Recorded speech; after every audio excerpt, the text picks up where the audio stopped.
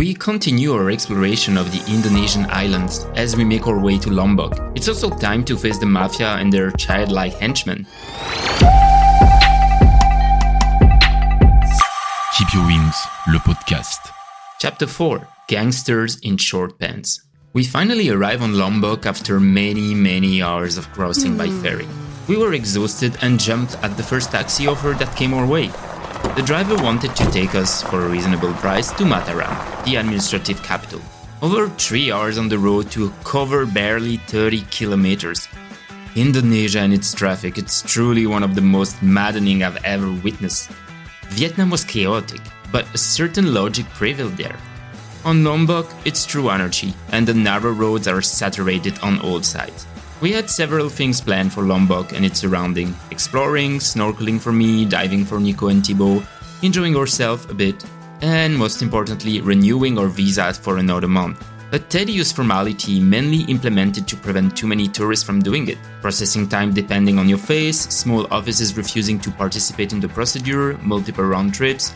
In short, we were lucky. It only took us 1 week to obtain this famous extension. To celebrate, we headed to Kuta, not to be confused with Kuta in Bali, which is a paradise of bad taste, counterfeit clothes, loud music, not always exceptional restaurant, and alcoholic cocktail cut with either. However, although it's not the same place, the people that are attracted to come here seems to be the same.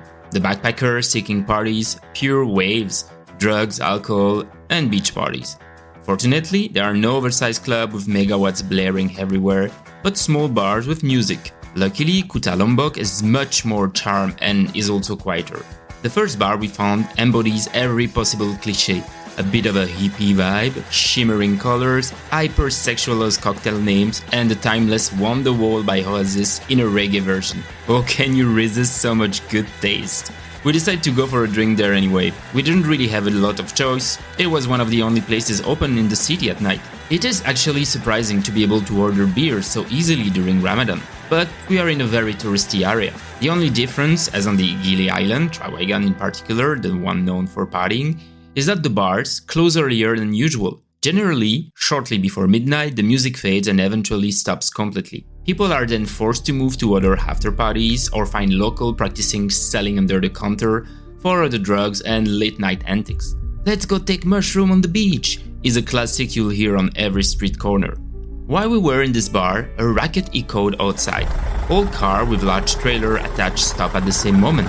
A dozen children rushed out, their arms laden with plastic bags. In total, nearly 20 kids were dropped off in the town with one sole objective: to sell bracelets. From cafe to cafe, restaurant to restaurant, and beach to beach, they try every means to sell their trinkets, which you can see in the local shops and other tourist traps. The only difference here is the organized and unwholesome side emanating from such an initiative. The children start conversation and know exactly what to say and to do to make you buy their bracelet. However, at the end of the day, it's unlikely that this money goes back to them. "Hello, will you buy me a bracelet? It's super beautiful. You can even buy some for your family and your friends. They will love them.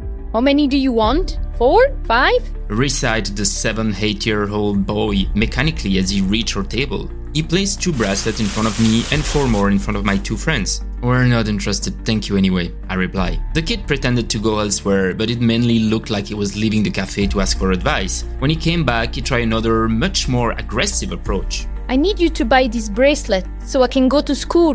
"And where do you go to school?" Nico asked, knowing full well that access to education is not easy in the region. "Here, He declared evasively. I need the money to buy books. My mother doesn't know and she's sick too. I have lots of brothers and sisters, so we need the money. So, are you buying?" I really didn't know how to react. I was torn between the scam itself and this kid who is also a victim of it. I hardened my soft heart and replied, "No, sorry, we don't want this bracelet." How old are you? The kid shot at me with a mischievous smile. You really look old. You're cheap and a old man. I didn't even respond and started to ignore him. Thibaut asked him to leave again, but he, in turn, was invaded against like dirt. This shaming took a very unpleasant turn and became deliberately mean. The kid ran the show and wasn't afraid to blurt out the worst nastiness.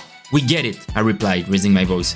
But we're not buying anything. Now get lost. The atmosphere in the bar became strange. The kid eventually let us go to bother other backpackers. But then, another one showed up at our table. The bracelet mafia had planned everything and initiated this tussle with us via their young sellers. It was a battle of attrition between these overexcited kids and the backpackers devoid of compassion. It was only after a good hour that the children were finally collected and disappeared into the dark night. Except that this was not a school pickup, but a lift to another bar or restaurant. And the children were not the only ones. I remember seeing vendors being dropped off scooter near tourist spot. It truly is organized crime. Something in this town is not right. And what about the war between taxi drivers and Uber Grab drivers, similar to the Gojek application in Vietnam? The taxi have taken over Kuta Lombok and prohibit rival drivers from accessing the town. Can you go outside the center and meet me at the spot? Access to the town is forbidden for me. They might vandalize my vehicle. To avoid trouble and paying the high price, we found ourselves walking outside the city center while dodging the incessant offers from taxi driver on our way. You took it rather, didn't you? One of them angrily asked. We tried to ignore them to avoid further problems. This experience in Kuta Lombok was not as magical as it could have been, mainly due to the mafioso side felt in town. You don't have to be a genius to realize that there are implicit rules, codes, and people who hold power here. During our trip, this was one of the only Indonesian cities where we felt so much shady dealing around us.